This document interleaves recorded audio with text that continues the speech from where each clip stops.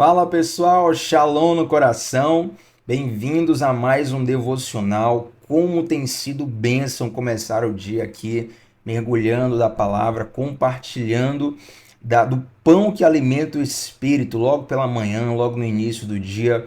E eu te agradeço pelo seu tempo, pela sua disponibilidade, pela sua continuidade. Ontem mesmo eu lancei um desafio para que você fizesse um compromisso consigo mesmo. O compromisso não é comigo, não.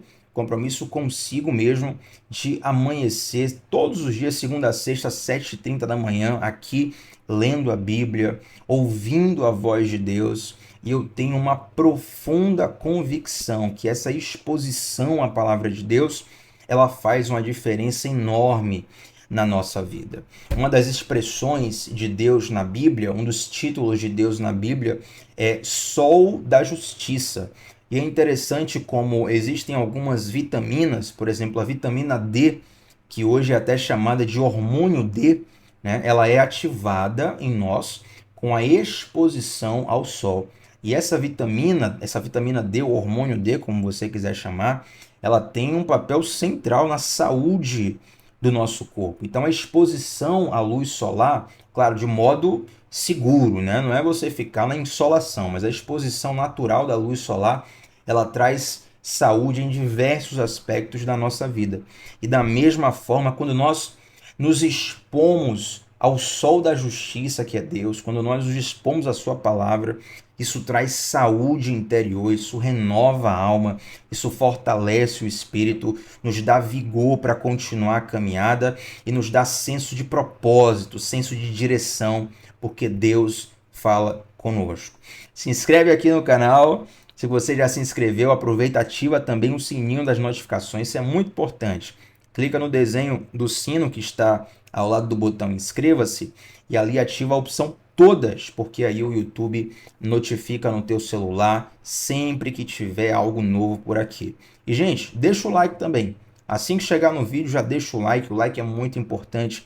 Ele faz com que mais pessoas sejam alcançadas por essa transmissão. Então, se está sendo bênção para você, o seu like faz com que seja bênção para outras pessoas também. Hoje eu quero ler com vocês um texto que está aqui em Joel, capítulo 2, versículo 23. Joel, capítulo 2, versículo 23. Quando nós lemos o livro de Isaías, há alguns dias atrás, eu falei uma curiosidade sobre a categoria de livros da Bíblia, e eu quero ressaltar mais uma vez aqui, talvez tenha alguém que esteja chegando agora, esteja assistindo a primeira transmissão, e a Bíblia ela é dividida em categorias, e dentre essas categorias, duas delas são a de profetas maiores e profetas menores.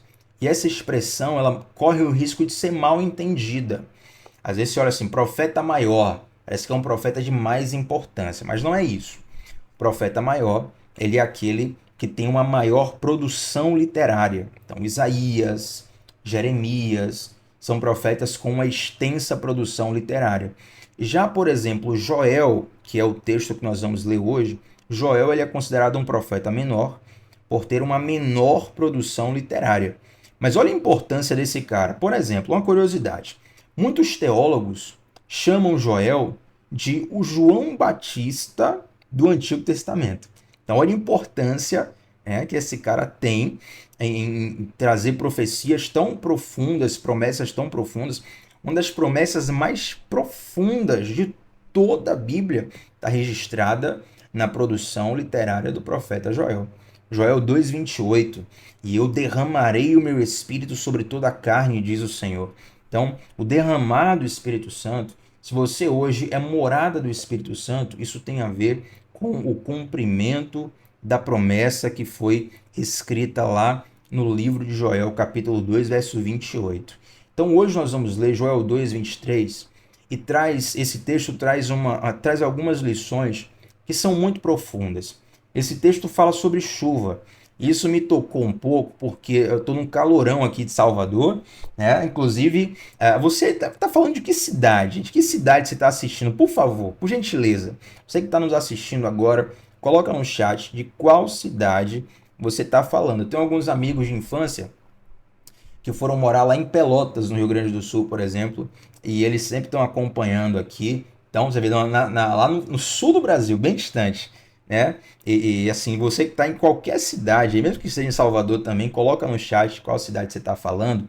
E não sei se você já reparou, quem tem a curiosidade, aqui no meu óculos dá para ver, ó, eu gravo de frente para uma janela. Tá vendo aqui no reflexo do óculos? Eu gravo de frente para uma janela.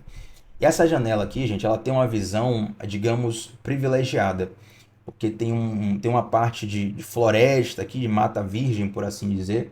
Depois dá para ver um bairro inteiro e bem distante, assim, no horizonte, dá para ver um tracinho assim do mar. Sabe quando você vê o mar assim no horizonte? Só o tracinho. Aqui eu consigo ver uma pontinha do mar. E quando chove aqui, eu tenho uma visão privilegiada, porque a chuva ela vem lá do mar. Então já dá para ver de longe a chuva vindo. Eu já fecho as janelas, né? Mas a transparente. E quando a chuva ela chega aqui, eu tenho uma visão maravilhosa. De vez em quando eu faço alguns vídeos, algumas fotos, boto na rede social, pegando a chuva. E é uma cena muito linda. Você vê a chuva, todo o panorama da chuva descendo aqui. Algo realmente muito lindo. Só de ver, eu já sou ministrado por Deus. E aí tem chovido recentemente aqui, aquelas chuvas de verão, sabe? Sobe o calorão e aí desce a chuva para poder aliviar. E a chuva é bênção, porque traz esse alívio nesse calor danado que está aqui em Salvador. E aí esse texto ele falou comigo, não apenas pelo contexto da chuva, mas porque ela nos ensina lições preciosas. Quero compartilhar com você nesse momento. Olha o que diz. E vós, filhos de Sião, regozijai-vos e alegrai-vos no Senhor vosso Deus, porque ele vos dará em justa medida a chuva temporã, e fará descer a chuva no primeiro mês, a temporã e a seródia. Vou ler mais uma vez e quero que você preste atenção nos verbos que são utilizados aqui no tempo verbal. Claro, não é aula de português, tá? Mas presta bem atenção nesse detalhe. E vós, filhos de Sião, regozijai-vos e alegrai-vos no Senhor vosso Deus. Perceba que é um mandamento.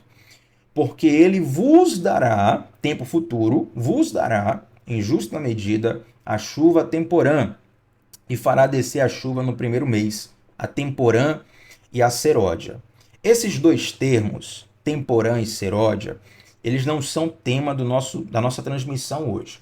Mas, assim, só para a gente passar bem por cima, se não ficar morrendo de curiosidade aí, essa expressão chuva temporã e chuva seródia tem a ver com duas chuvas que caíam respectivamente. Uma chuva caía no início da plantação, tá? No início do período de plantação, e outra chuva caía próxima da colheita.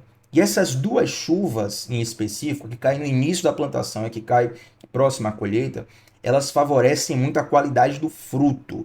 Então, por isso que esses termos, a chuva temporã e a chuva serôdia, são utilizadas como expressão do derramado do Espírito Santo sobre toda a terra. Inclusive, isso tem a ver também com a nossa perspectiva de que nos últimos tempos o Espírito Santo seria derramado numa proporção jamais vista em toda a história da humanidade. Eu creio que nós estamos vivendo nesse tempo. Então o Espírito Santo ele vai fazer algo nesse tempo como nunca antes na história da humanidade. Eu creio nisso e você crê também, receba.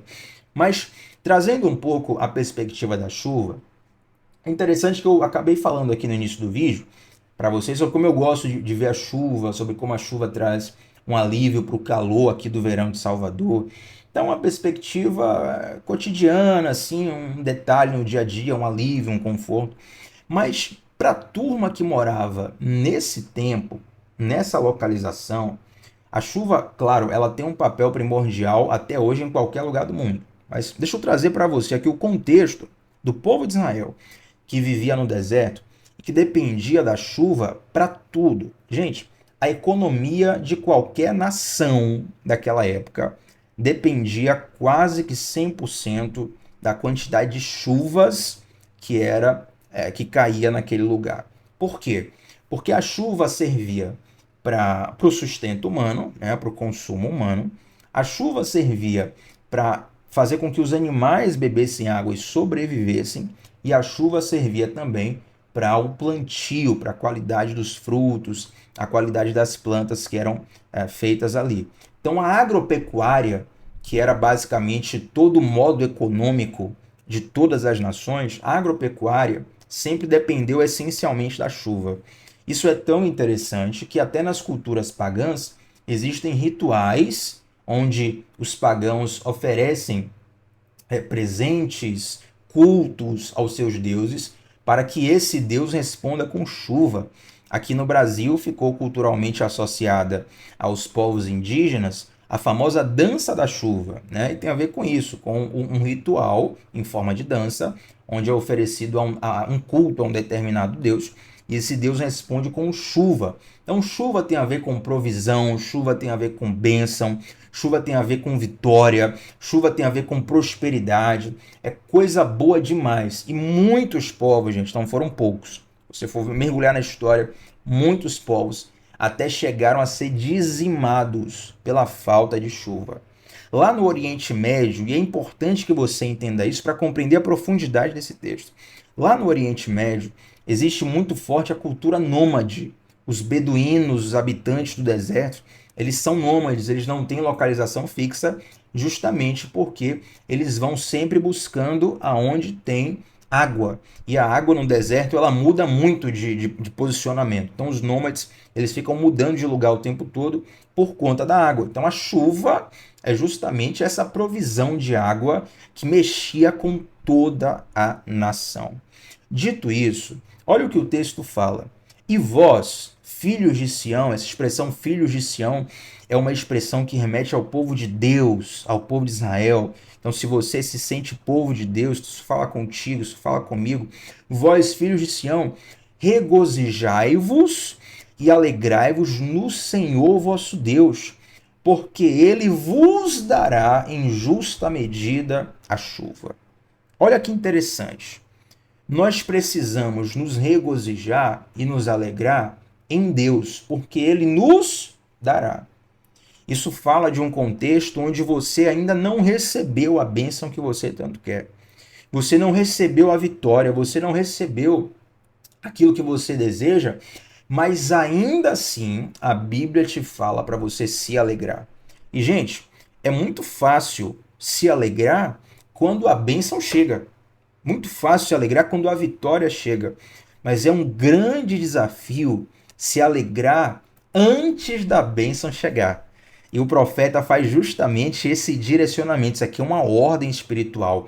Regozijem-se e alegrem-se em Deus, porque Ele vos dará.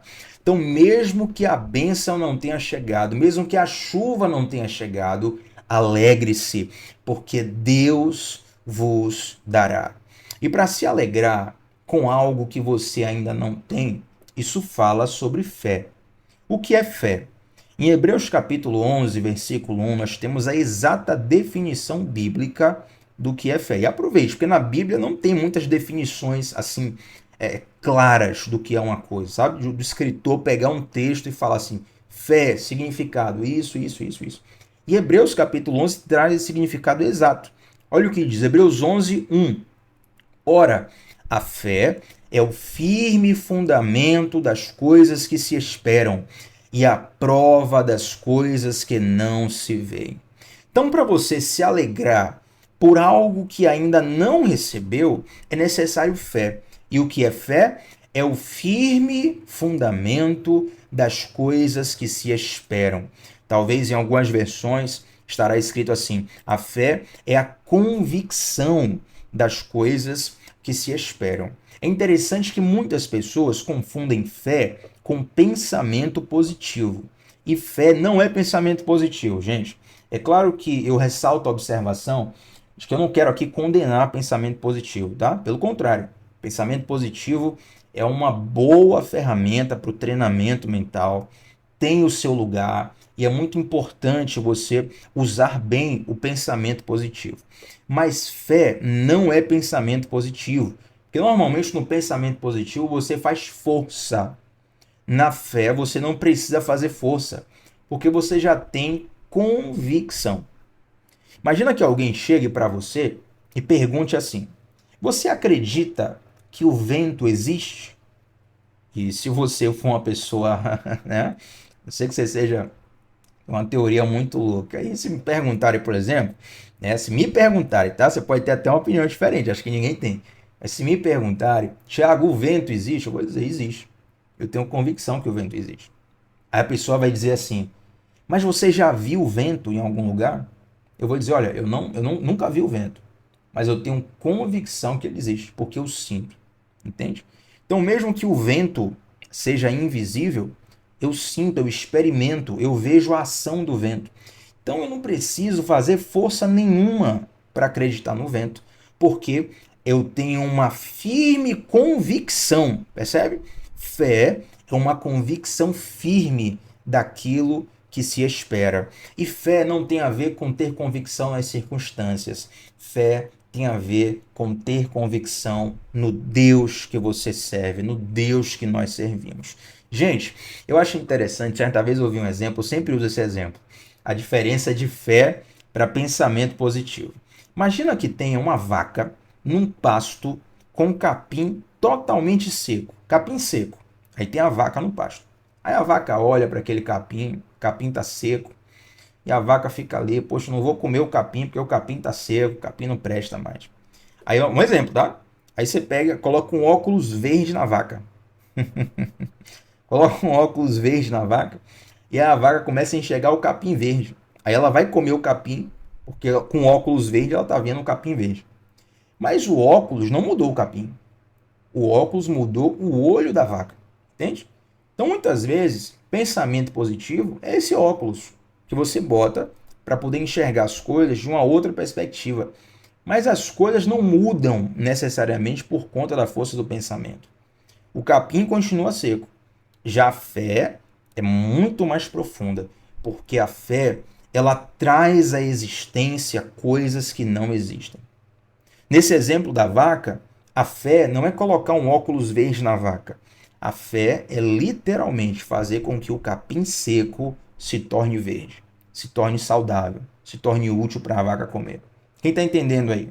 Então eu não estou te chamando para você ter pensamento positivo. Eu estou te convidando para você ter uma convicção em se alegrar, mesmo que a tua vitória não tenha chegado. Porque essa convicção ela está pautada na confiança profunda que você tem em Deus. E a alegria, ela será hoje o seu exercício de fé. Eu quero te passar esse exercício aqui. Certa vez estava dando aula no discipulado lá da nossa igreja e uma pessoa até perguntou, Tiago, você passa dever de casa, você passa exercício? Eu falei, olha, eu não passo exercício porque eu não gostava quando o professor passava exercício no colégio, na universidade. Mas eu vou te passar um exercício para hoje. E o teu exercício vai ser se alegrar. Perceba que não é uma sugestão da Bíblia, é uma direção do profeta. Alegre-se, regozije-se. E talvez você diga, mas Thiago, minha vida não está boa, meu dia não está bom, as circunstâncias não estão boas, eu não tenho motivos para me alegrar. Mas note que o profeta fala assim, ó, regozijai-vos e alegrai-vos no Senhor. Não é nas circunstâncias. Não é para o seu time ganhar para você ficar feliz. Não é para o dinheiro cair na sua conta para você ficar feliz. Não é para ver um sim da pessoa amada para você ficar feliz. É você se regozijar na pessoa de Deus. E eu quero fechar o nosso devocional de hoje com um texto que é um dos mais lindos que existem no Antigo Testamento. Gente, está lá no livro do profeta Abacuque, capítulo de número 3, versículos 17 e 18. Abacuque, capítulo 3, versículos 17 e 18. Por favor, toda a sua concentração e atenção para o que eu vou ministrar na sua vida agora. Não é pensamento positivo, não é frase de motivação, é palavra de Deus que está escrito. Olha o que o profeta fala, Abacuque 3, 17 e 18. Porque ainda que a figueira não floresça, e nem haja fruto na videira, e ainda que decepcione o produto da oliveira, e os campos não produzam mantimento, ainda que as ovelhas da malhada sejam arrebatadas, e nos currais não haja gado, todavia eu me alegrarei no Senhor, e exultarei no Deus da minha salvação. A nossa alegria, a minha alegria, a sua alegria, ela não é refém das circunstâncias. A nossa alegria está firmada em Deus. A Bíblia fala que a alegria do Senhor é a nossa força. Nós começamos falando sobre a importância da chuva para a economia daquela nação.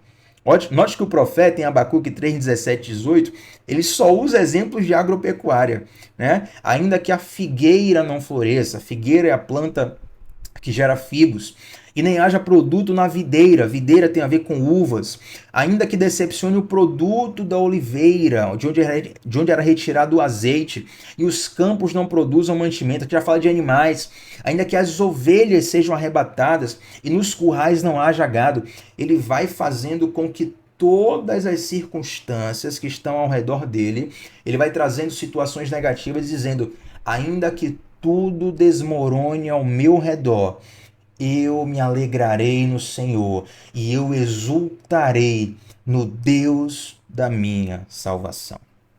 Tem uma canção que eu quero até indicar, se você gosta de ouvir músicas. E Thiago, me dá uma sugestão de música. Ouça uma canção por nome Deserto, da Maria Marçal. Acho que é assim o nome dela, Maria Marçal. E a gente canta direto essa música lá na igreja. E o refrão dela começa mais ou menos assim: te adorar é o que sustenta-me de pé. Não vou perder a guerra. E ela começa a ministrar um cenário onde as circunstâncias parecem contrárias, mas nós permanecemos firmados em Deus. Alegre-se no Senhor, exulte no Deus da salvação, porque Ele vos dará em justa medida a chuva. Olha, gente, eu quero encerrar com isso. Para ser sincero, eu não gosto muito do estilo de palavra, do que eu vou falar aqui agora. Aquela coisa assim de só Deus vai te dar vitória, ou de as pessoas vão ver ao teu redor. Eu não sou muito fã dessa perspectiva, mas eu sinto no meu coração. Antes de começarmos essa transmissão, eu já sentia isso, eu quero fechar com isso. Tem pessoas que se alimentam da sua tristeza. Isso é um fato. Eu não gosto de enfatizar isso, porque muitas vezes isso atrai pessoas para o vitimismo. Então não quero te fazer uma vítima nesse momento, porque vítimas não têm destino. Mas é um fato que tem pessoas que se alimentam da nossa tristeza. É um fato que tem pessoas que se alimentam do nosso fracasso. Mas quando você começar a se alegrar, antes da tua bênção chegar, antes da tua vitória chegar, vai ter gente que não vai entender nada. Vai ter gente que vai procurar e vai pensar, por que fulana está tão alegre se ele está na pior? Se ele deveria estar depressivo, se deveria estar para baixo, se deveria estar com ansiedade, com pânico, com tristeza reinando no coração. As pessoas não vão entender, mas eu tenho convicção, sinto isso no meu coração de liberar essa palavra para você, de que através da tua alegria diante das circunstâncias ruins, as pessoas verão o tamanho do seu Deus. Através da sua alegria diante de circunstâncias ruins, pessoas ao seu redor que se alimentam da sua tristeza, que se alimentam do seu fracasso, que querem ver você para baixo, elas vão testemunhar o tamanho do Deus que você serve. Receba isso em nome de Jesus, meu irmão, minha irmã. Vamos orar juntos? Senhor Deus, eu te agradeço por essa palavra, Pai. Ó Senhor, quantas vezes nós estamos aflitos, tristes ou ansiosos por circunstâncias ao nosso redor. Nós reconhecemos isso nesse momento, nós confessamos isso nesse momento. Eu te peço, Pai, nos ensina. Eu sei que não é fácil, nem sempre é da noite para o dia, mas nos ensina, Deus, a nos alegrarmos em Ti, mesmo que as circunstâncias ao nosso redor soem o contrário. Mesmo que a chuva ainda não tenha sido enviada, nos ajuda, Senhor, nós vamos nos alegrar em Ti, nós vamos glorificar o Teu nome. E que essa alegria, essa glorificação, essa presença Tua em nossas vidas possa ser um testemunho público do Teu poder, do Teu amor, da Sua graça. Em nome de Jesus.